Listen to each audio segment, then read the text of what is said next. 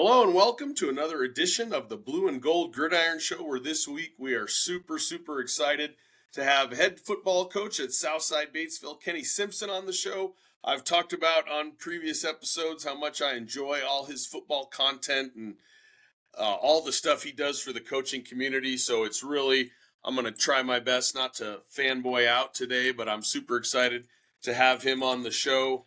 And we'll chop it up, talk a little bit about the gun tee and anything else we get to football related. So, Coach, thank you so much for joining us. I really appreciate it.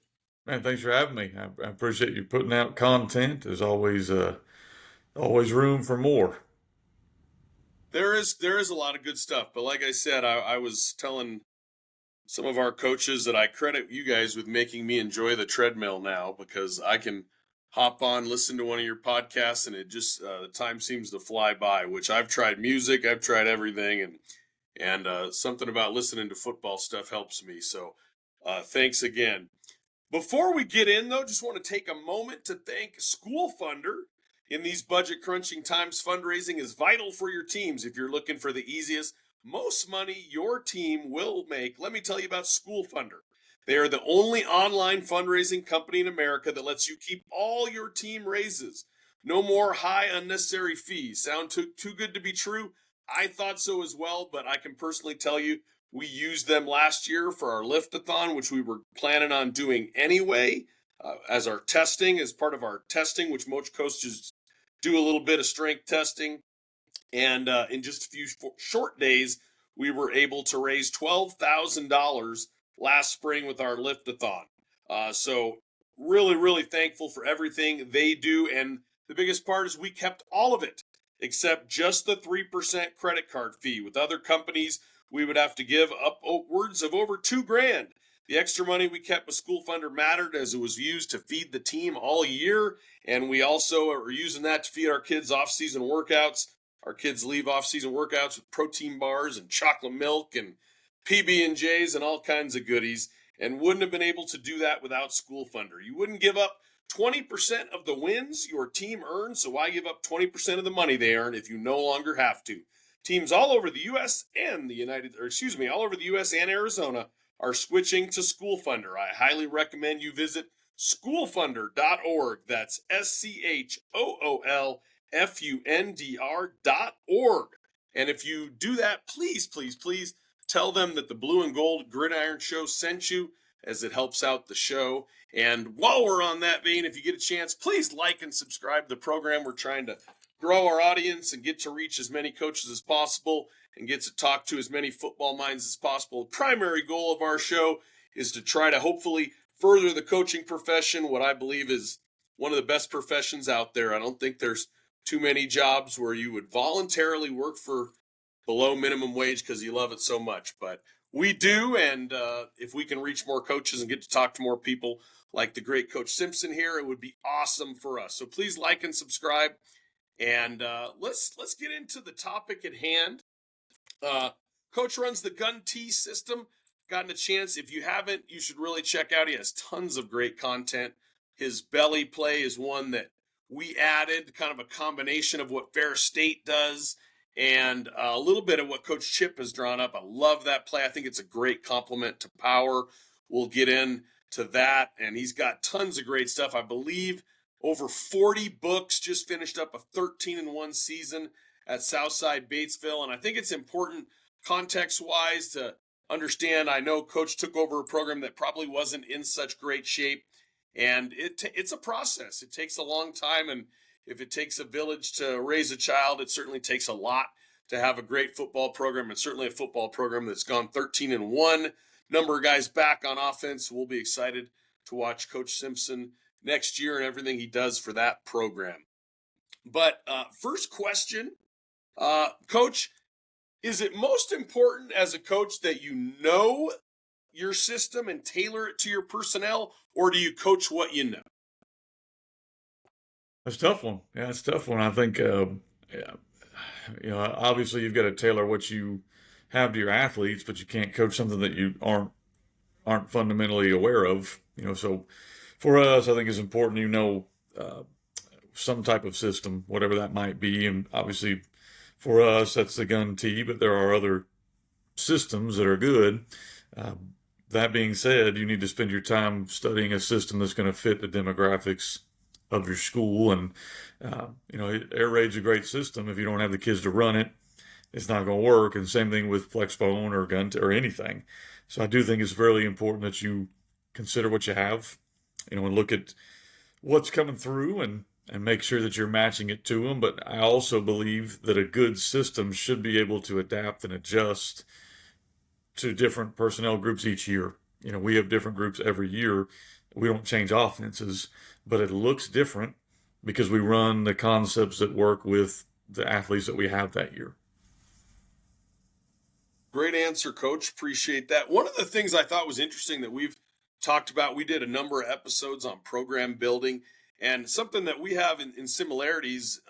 I was at Prescott for 4 years as the head coach from 2012 to 2015, left to get a job in the Phoenix area and realized how important fit is. And I know you were the head coach at Southside Batesville previously, took another job, came back, I believe, as the offensive coordinator, and then were named the head coach again. Talk a little bit about, for coaches, especially those guys trying to get that first head coaching job, just how important fit is. Because I know from my perspective, Prescott is the best fit for me. I won't be a head coach anywhere else. And that's such an important factor that I think sometimes when guys are chasing that they maybe don't recognize. I saw Scott Frost say something to the effect of, when he got the UCF job back, he said, when you're climbing that ladder of success, nobody tells you to stop when you're happy. So talk a little bit about that.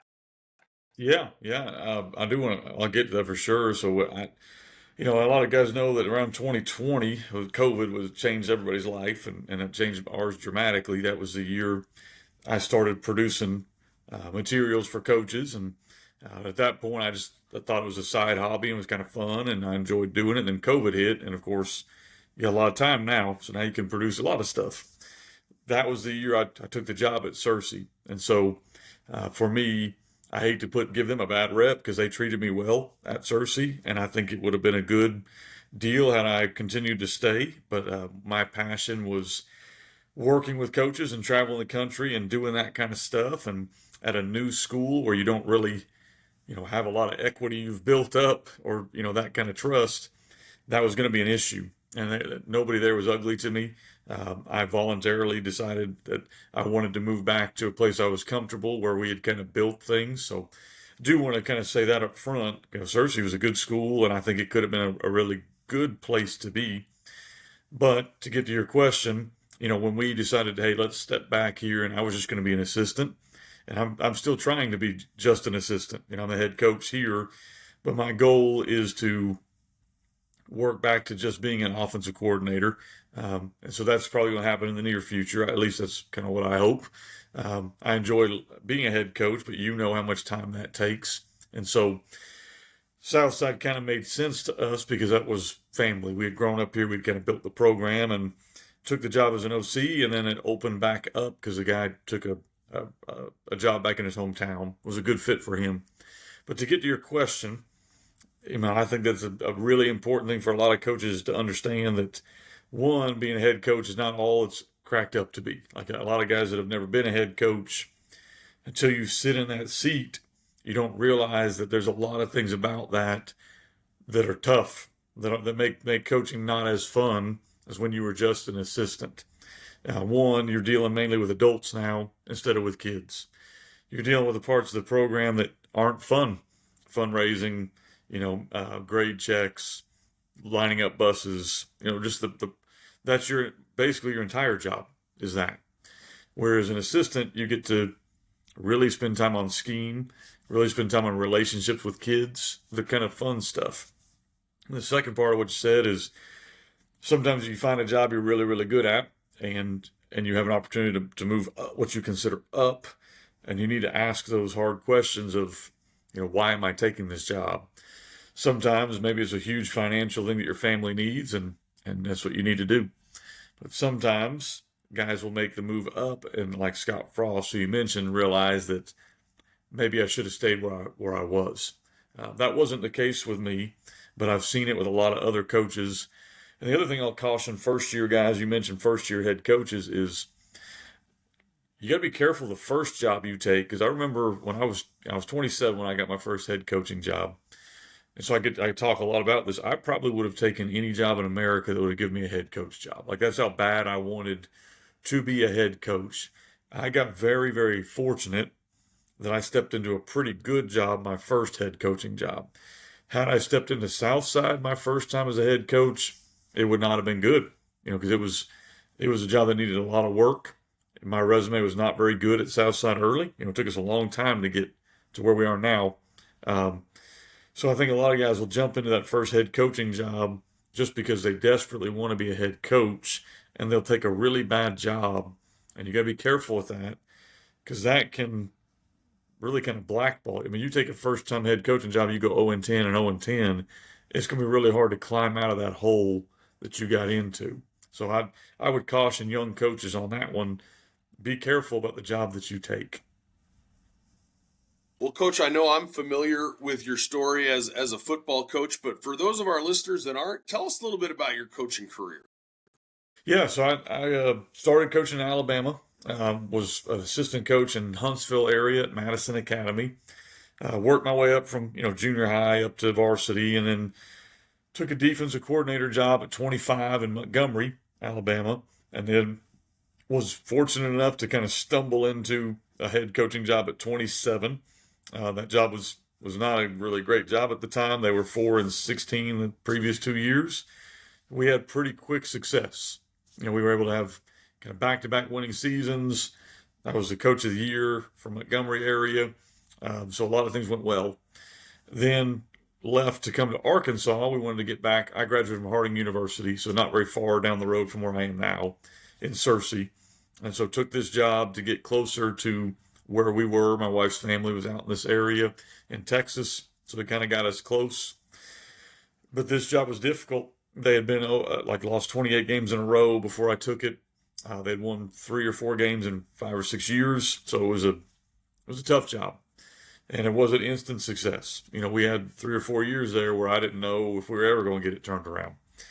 Then kind of got it turned around, won 2 or 3 conference championships in 2017, 2019, made the playoffs from 2016 on. Took the job in Searcy for a year, and again, like I mentioned, that was a different experience. It was COVID year, so that was different everywhere. We made the playoffs at Searcy. Decided to kind of pursue working with coaches, travel around the country, producing materials. That takes a lot of time. And so was going to step back into an assistant coaching job role. Didn't really know where that was going to be. And in a very unique twist of fate, Southside, where I'd just been a head coach, the guy who replaced me was my defensive coordinator. We just switched chairs. I came back and worked for him. Had a great time doing it. We're still friends to this day. He had an opportunity. We went 9-2 that year, 9-2 or 9-3. I can't remember. We had a really good year that year. So he had an opportunity to move to his alma mater. So he took that opportunity and became the head coach in 21 or 22. I can't remember, 22, I think. And so we tried to go from, okay, now we're a pretty good school. How do we get to winning conference championships to now let's try to compete at the state level. Let's try to make a run. And so 2 years ago, we went 10-2 and made it to the round of 8. And then last year, we went 13-1, made it to the semifinals. It was a really, really good year. Obviously, we're hoping to take the next step over the next couple of years.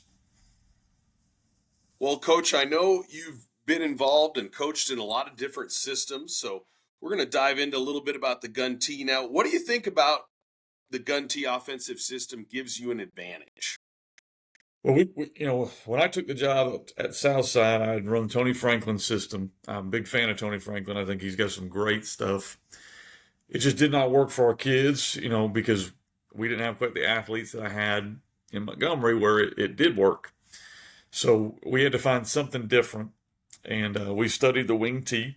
I had been a defensive coordinator for a guy who had run the wing T, so I knew a little bit, but not a lot. So I had to go do some research. I looked at Rick Stewart, Roger Holmes. They're kind of the wing T guys. I looked at guys that were running different, like Noel Mazzoni, run the RPO stuff. And I said, okay, how can we take these things and put them together?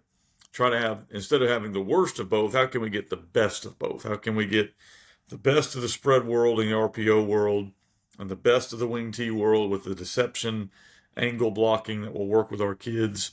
So 2015, we kind of rolled this out and have evolved it every year. And then in 2019, we produced our first material with the gun tee.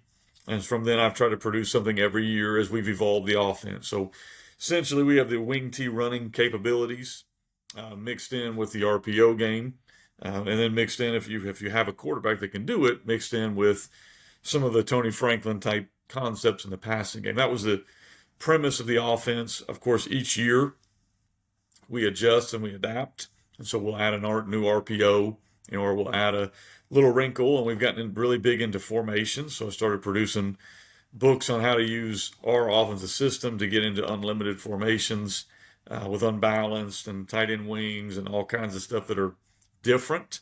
And so that's really where it came from, and we've had a lot of success with it. It's been really, really good to us, and it's been neat to see. I run this offense here, but it's run in 50 states across the country. It's actually run worldwide. It's run in several different continents. I work with a lot of those. It's really cool to work with people that are like in Brazil or Australia. It's kind of neat to connect. But we had 26 state championship teams come out of guys that run the gun tee across the country. So it's been really cool to kind of see it take off and see what guys are doing with it. When you have a system, you want to see it evolve and see other coaches take it and push the limits, and how can they grow it to fit their kids. That's awesome stuff, Coach. I know I just finished my 11th season here at Prescott High School. I know I felt like, and one of the things I enjoy the most about your content is so many of the descriptions and things you utilize within your practice. And I know from my own perspective, I think I made a lot of mistakes early in integrating how you practice with your offensive system. And I think we've gotten better at that in the last few years, definitely. But how do you go about tying, and it sounds so obvious, but I don't think it always is to coaches. How do you go about tying what you do offensively to your practice script? I think the main thing is, are you running drills that actually show up in a game, like that actually fit what you're running? There's a lot of really good content. You've mentioned it. There's a lot of people that are producing a lot of really good stuff, but that doesn't mean it's for you. And I think you have to figure out schematically, what are we doing? And does this drill or set of drills fit us? And then narrow down, to maybe have 2 or 3 drills per skill that you want to teach. So you can kind of shrink your drill book and get really good at the drills that matter to what you're doing. And I think we look at it as big, small, big. So we'll install the concept with the kids, and then what drills match that concept, we'll work those drills as we're installing it. And then we'll come back to big, put it back together so the kids kind of see, oh, okay, when we're running down block, we're trying to do this. Or when we're, working our screen game, here's kind of why we're doing that. And so I think it's important that your kids understand what makes the drill, what the coaching points of the drill are. Like, what are your non-negotiables? What are we trying to accomplish here? Where are we willing to be flexible? We talk a lot about, like, if we're blocking in space, is it a two-way go? We can block the guy either way, or is it where we got to seal the guy down or block the guy out? What are our non-negotiables? What are the things that we want to kind of give them tools in their tool belt to accomplish that? And then what's the freedom that they have within that to get the job done? I think that's important. Your kids have got to know your scheme well enough that they understand where they can make adjustments to help the scheme happen. That's why one of the first books I wrote was Coaching Football Like a Basketball Coach. The idea of fluid concepts. You start to see that in football more and more and more. Instead of the old school, 32 trap and everything's really rigid, we try to run things on offense that are conceptually based, where it might hit, like our belly play might hit A, B, or C gap, depending on the alignment and what we're getting in the movement of the defense. Same thing with our route concepts. We're going to teach the routes, but we're not really a timing-based offense. We're going to teach, where we're trying to get. And so where our quarterback is reading and what he's doing. So we try to teach everything in that world, and then we teach our drills that are going to match that stuff. And like you said, it sounds simple, but a lot of times when you get out there as a head coach, if you don't know your scheme inside and out, you don't really know what drills are gonna match. Great stuff, Coach. And I know in all the study I've done and different things, I love your pod system. Tell our coaches a little bit about what that is and how you guys implemented that, because that's really great stuff. Yeah, again, kind of going back to, if you know your scheme, then you can build drills that match your scheme. So pods for us are where you're bringing in positions that don't necessarily work together. Like they're not the same position, but they're working on the concept of the play. So, for instance, if we're running like a screen, we might bring the linemen that are involved in the screen. Like if you're doing tunnel screen, we're going to bring the linemen involved in the tunnel screen to work with our receivers and their coach, and they're going to go through and work on the timing of that, the skills needed with that. We do the same thing with like run game. So like buck, or we'll bring our tight end wing and our tackles together and work on down blocks. So or we may have our guards working with our running back if we're working some kind of pin and pull action. So again, it's just taking the skill that you're trying to teach or the concept that you're trying to teach, working those kids. So it's not individual, but they're working together to create. We do the same thing on defense. So we may do, where we're working a fit drill with our outside linebackers and our safety, because our safety's got to fit off of him. If he fits in, we got to fit out. If he fits out, we got to fit in. So again, it's basically working group, but it's a different flavor of group where it might be positions that don't normally work together that are working together to accomplish a certain concept. Well, I know, Coach, one of the things that I've enjoyed is you've had a lot of your assistant coaches, namely your offensive line coach. I'm an offensive line guy myself, was an undersized offensive lineman. You have a picture out that is absolutely near and dear to my heart. You got a picture of like a 170-pound guy, great fit up there blocking a big old defensive lineman.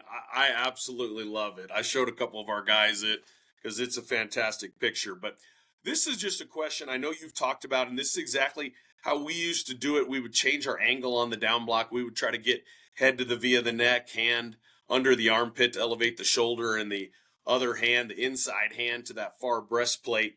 And then we would switch it if they were what we called readers.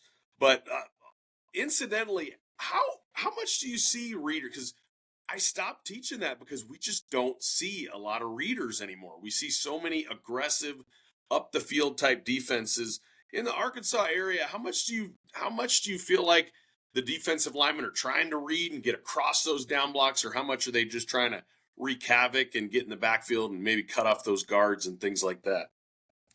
I'd say it's probably 75-25. 75% they're just blowing and going. And then you've got the teams that I think if they run the wing tee or they run kind of an old school offense, a lot of times they're going to teach their players to be more react type guys. So I think a lot of it is what type of team you're seeing. If you're seeing a team that's running spread, or they're running more of what I'd call like a modern type offense, generally their defense is going to mimic that, or they're going to be, you build your defense to stop what you see the most. So if you're seeing a lot of spread, we see a ton of spread. So our guys, they're upfield, they're going. They're not trying to read because we don't really see what we run from other people. And so I'd say 75-25, or some years it might be more. But basically we're seeing a lot of defenses that are trying to get by on movement, stunts, and that kind of stuff. You don't see as many stagnant fronts as you used to see, but we still do see them. And generally those teams are difficult. So we've got to be prepared for when we do see them. Thank you for that, Coach. So moving on here, next question is, do you script your first few plays? And if so, what are you looking for in that script? We are a little different on script. We do script what we're going to run.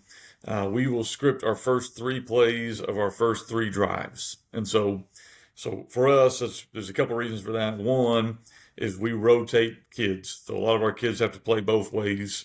And so we put our best kids on defense, and then we try to rotate on offense. So we might have, one wing back who's a real physical kid. I don't want in space, and one who's the opposite. So we're going to kind of script that way. Okay. Love it, Coach. So walk me through a typical game plan, how you go about game planning for a specific opponent, and maybe things you're looking for to attack in that game plan. Usually we're looking at people. It sounds simple, and I think sometimes we overcomplicate things in football, but, we're going to look at guys we can go after, and then we're going to look at guys we need to avoid. That's the first thing we're looking at. Is your personnel who can ruin our game, and who's the guy we need to exploit if we're going to be successful. That's the first thing we're looking at. Second, you kind of mentioned, is what's their strategy? Are they going to try to use pressure and movement, or are they going to be more stagnant? We have no idea what we're going to see when we walk out on Friday night because our offense is so unique. We don't know what we're going to get, so we don't try to guess on that stuff. But we do look at how are they taught? Are they playing spill? Are they playing box? What are they doing in that world? And then we'll also look at what are their base adjusts? So, like, what's their adjust to empty? What's their adjust to trips? What's their adjust to a tight end to kind of give us at least a ballpark idea of what we need to expect.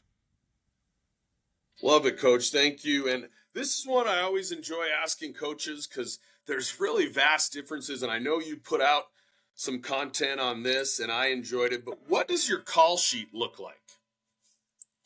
So for us, we spend a lot of time on third downs. Like, we spend every day of the week, we're working third or fourth downs because if you're going to win or lose a game, that's kind of where it's going to happen. And so that's a lot of our call sheet on the left side of our call sheet is all that situational stuff. We call it PN10s or possession N10s. So if we're struggling, what are some things we can go to get us a good first play? Then I'm looking at third downs, and then we spend a lot of time working red zone. When we were not very successful, you could almost pinpoint it to that was the area of the field that we were not successful. Our one loss this year, we got inside the red zone 3 times, 0 points. So you can generally pinpoint success, third downs and red zone. So we spent a lot of time working on that stuff. So about 1/3 of my call sheet is that. The other third is players. How can I get certain guys the ball? What are good ways to get them going? Basically, I want to make sure I'm feeding our best players the ball in places they can be successful. That's that middle section. And then the right section is that opening script, and then we have a second half script, and then notes that I've got on the defense where I'll have we think this and confirm it, or, as you're going through the game, you're just kind of making notes down there. Coach, how do you go about establishing vertical alignment within your program, both at your lower levels, whether that's Frosh or JV, and your youth levels? I know you were talking about you guys get the opportunity to lift your younger guys, which is a really cool luxury to have, I believe. But how do you go about establishing vertical alignment within your program? We're very, very, very blessed. I'm around our junior high kids, and so that's allowed us to have a good relationship with our junior high staff. I hired those guys, so I know not a lot of guys obviously have that ability, but we basically have different things we want to see them do, even from the youth level up, where we want to make sure we're teaching these 3 or 4 like how to down block. That when we call formations that they are matching, but then we don't force things on 3rd and 4th and 5th graders. Like, if we want them to try to start putting in what we would call buck, they may have to modify it, but we do want it to be called buck with down blocks and at least have a kick out. And they may have to lead their fullback through because they can't pull 2 guards at that level. And then as you kind of work up, around the 6th, 7th grade, we want them at least in the shotgun. That can be difficult at the younger levels. 6th, 7th grade, we want them in the shotgun. And then we want to see, can they handle RPOs? Can they handle throwing the ball? And we'll just kind of progress it up. But we don't handcuff a coach and say, you've got to run these 5 plays. Here's your playbook. Don't run anything else. But we do want to make sure they are running our stuff and teaching our drills as they work up. If you watched our junior high team play this year, we looked similar, but not the same. They were extremely run heavy, a lot of 2 tight end looks, because that matched their personnel. but they were still running our stuff. They're still running our plays, still running our concepts, but the formations and the presentation might look a little bit different. Love it, Coach. So, and you've put some really good stuff on this, and I think we've started to utilize this more, and I hope we've gotten better at this. But I know buck sweeps, kind of your guys' base play, your big play. How do you go about protecting your base play? Well, there's a lot of ways you can do that. I mean, I've written several books in that world, but basically the easiest way is formations. Like the cheapest, easiest way to protect your base play is to use multiple ways to get to that, whether that's formations or shifts where we line up here and shift over here, or it's a motion where we're going to run the same play, but we're going to use orbit motion to distract the defense, or use motion and actually hand the ball to the guy. So those are probably the most simple, least expensive ways to protect it. The other ways obviously are building like play actions or RPO off of that play, or building a counter. So we're going to give the same look, but now we're going to run, we call it double handoff, we call it counter, but you may run like a reverse or run whatever in your offense. But essentially, if you're running, this is our base play, we want to be able to attack every area of the defense with some kind of complementary play. And then, so that's the way we would look at building it, is formations, movement, shifts, and then complements off of that, whether that be RPOs, screens, or actual play action, or like a reverse or a counter. Coach, how do you go about tweaking your system week to week to fit your game plan or fit what the weaknesses is in the defense you're seeing? Probably similar. We have kind of a play menu, and so we'll look at formational stuff. We've got certain things we like against man defenses, and certain things we like formationally against maybe a three front or an odd front or an even front, whatever that is. So there's certain things that are everything we hope will work against any look, but there are certain looks we prefer. We look a lot of times again at personnel, like who can we attack? So are they really unbalanced, where they have like a really strong side of their defense and not such a strong side, so we need to attack the other direction? Are they really good up front, but maybe they're not so good on the back end, where we need to really kind of highlight our passing game that week? Are they the opposite, where we're going to run the ball more?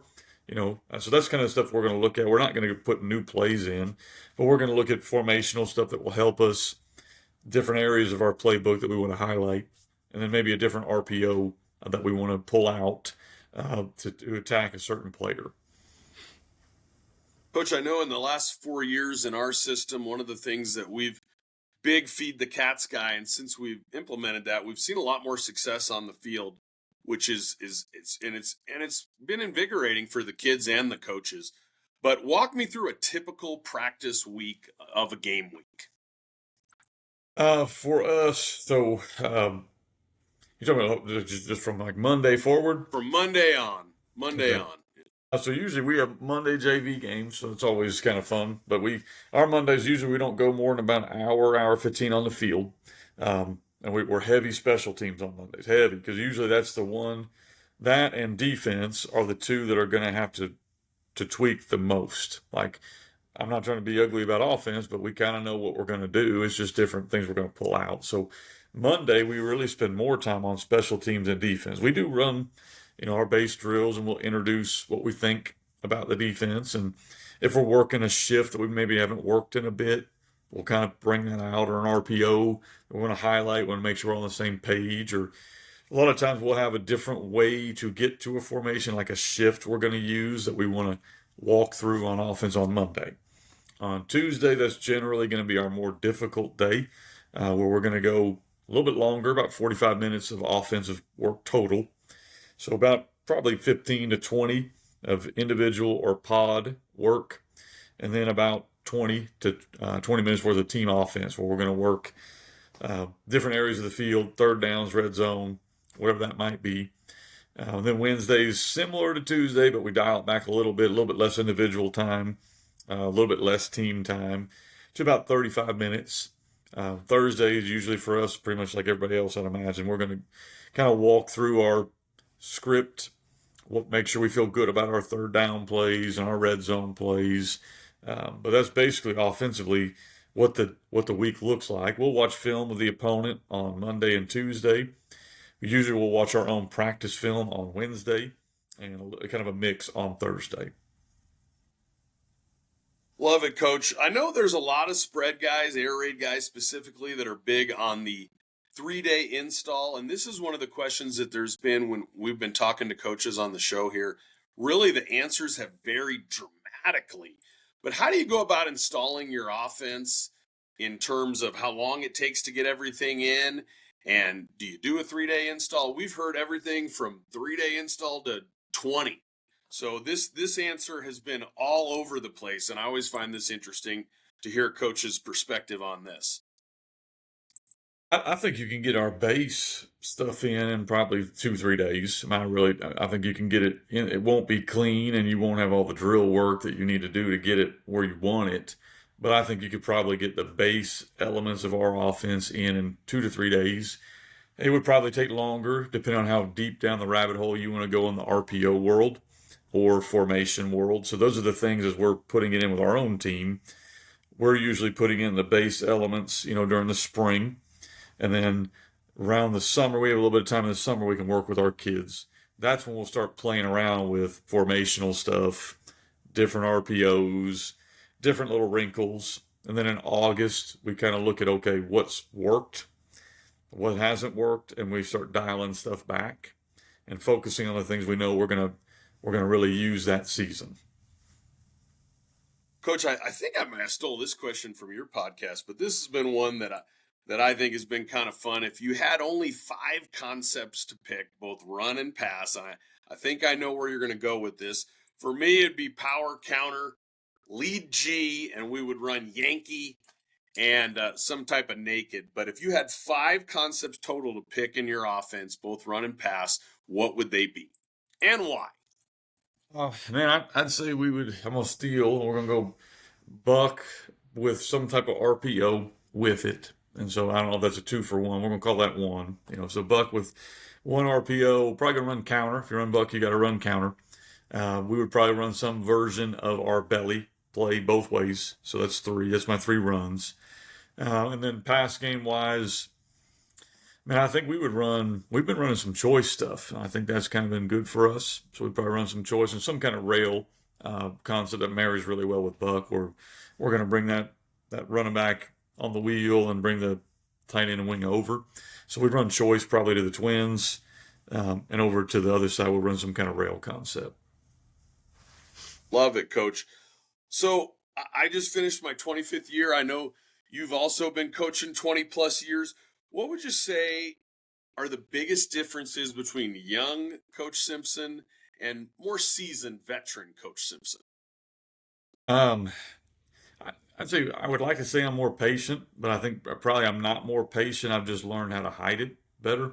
And I've learned that long term, where things are going to go, where when you're new to the game, every day feels like you have to be crazy and you wear your kids out. Or a lot of times there are things we have to teach our kids to be tough. We got to teach our kids to persevere. We got to teach all that stuff. You don't have to do that necessarily and just kill them.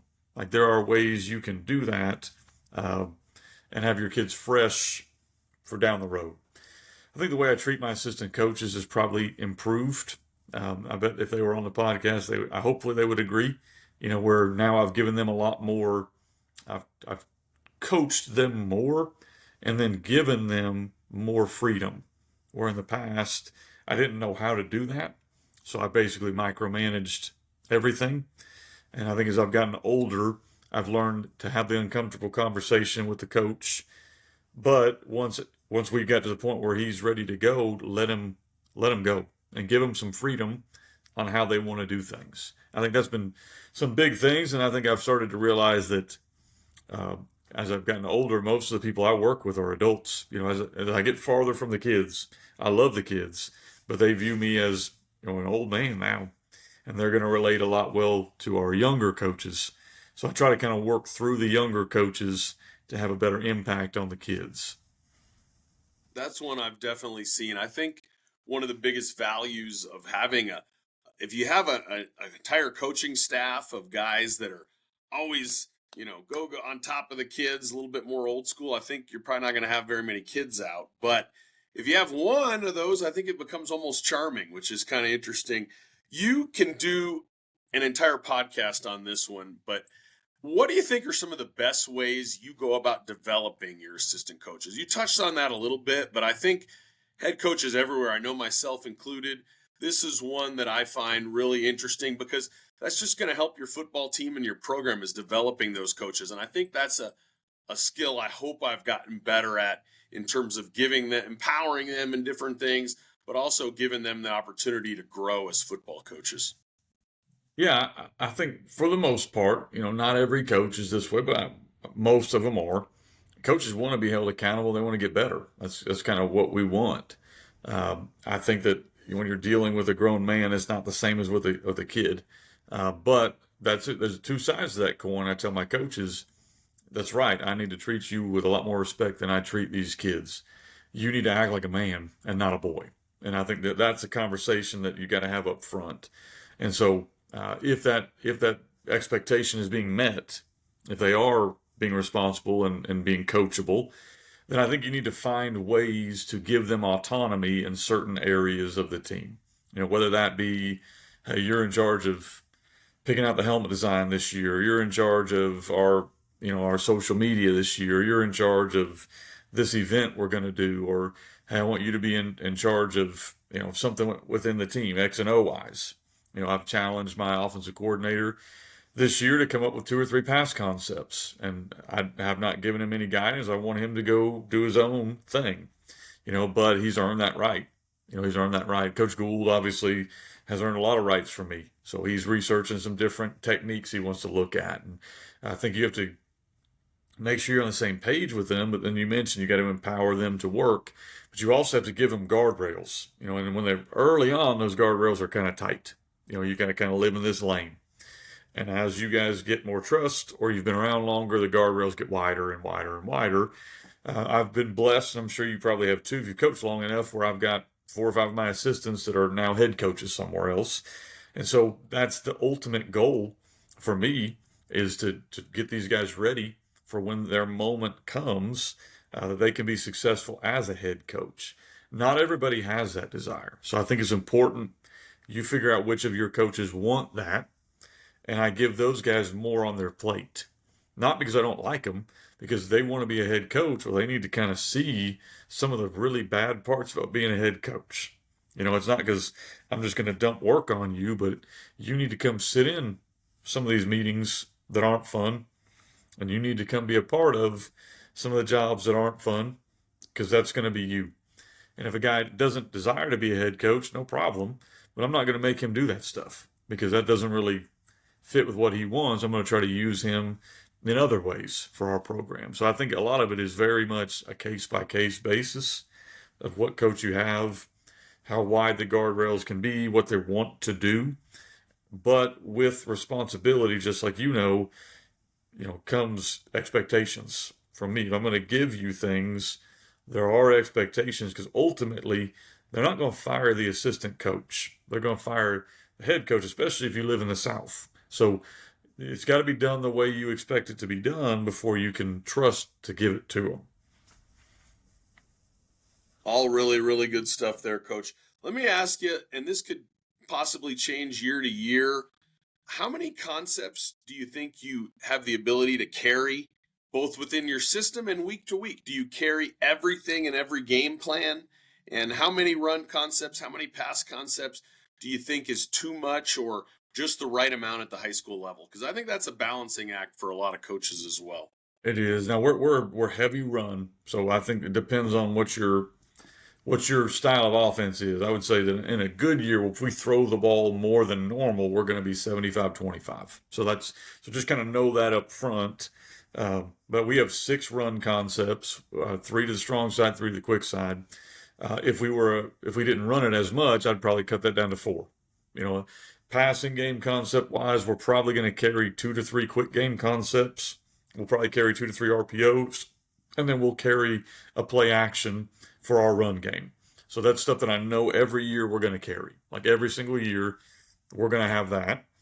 Then we look at our team. Okay, we're going to throw it more this year than we normally did. Okay, maybe we'll add one more pass concept.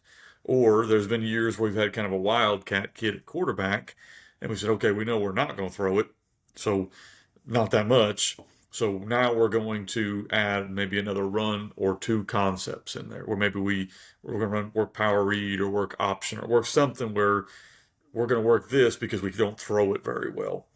So I think, to me, that's kind of the balancing act you've got to figure out. If you're heavy run, maybe you can have 4 or 5 concepts, 6 concepts. If you are heavy pass, man, maybe just have 2 or 3 in the run game so you can spend more time. I do think the pass game concepts take more time depending on what you run. And there are also, we have tags and tweaks and formations off of all of this stuff. So to us, that's how we dress our offense up, is not adding more stuff in. It's adding in a shift or a wrinkle or an RPO. I know I've gotten a lot out of your podcast talking about tags and different things. I think what you said is 100% accurate. The ability to tag your system makes you look more complicated than you are, and that versatility, I think, makes you a lot better on offense. Well, I have run out of my questions, and Coach, I just want to tell you, I can't thank you enough for coming on the show. If you're not familiar with Coach's content, I would refer you to his podcast, his excellent stuff. He sells his offensive system, gun tee system, runs clinics all over the country. I was bummed I didn't get to go to the one in Arizona. I wanted to try to get out there. But, Coach, I really genuinely am so appreciative of you being on the show. And thank you for everything you do and all the content you put out. So we really appreciate it, Coach. Thank you. Appreciate it. All right, everybody. We'll see you next week for another episode of the Blue and Gold Gridiron Show.